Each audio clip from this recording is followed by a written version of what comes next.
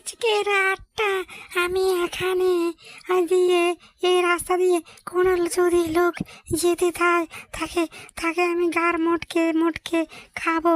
হি হি হা হা হা হা হা হা হা। কিন্তু এই রাস্তা দিয়ে লোক যদি যায় তাহলে তো আমার আজকে ভাগ্যে খুলে যাবে। তাকে আমি ধরে ধরে গার মটকে খাবো।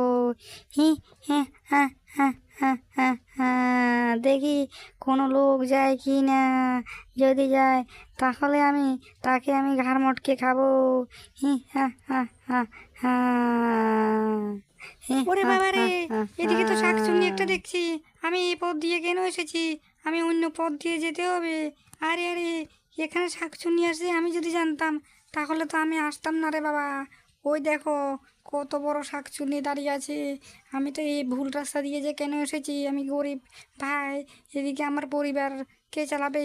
এই শাকচুন্নির সব হাতে যদি আমি পড়ে যাই তাহলে তো আজকে আমি খতম হয়ে যাব রে।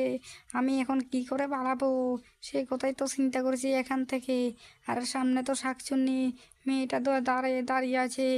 ওরে বাবারে, এর কাণ্ড কারখানা দেখে আমার তো ভয়ে কাঁপতে আসি আমি। এখন আমি এই রাস্তাটা কিভাবে আমি পার করে যাবো রে?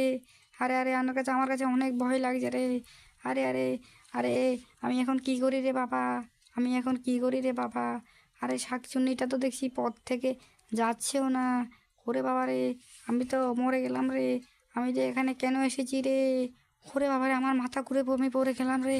এই শাকচুন্নিকে দেখে আমি পড়ে গেলাম রে। ওরে বাবা রে। আজকে রাত বোধহয় কেউ আসবে না।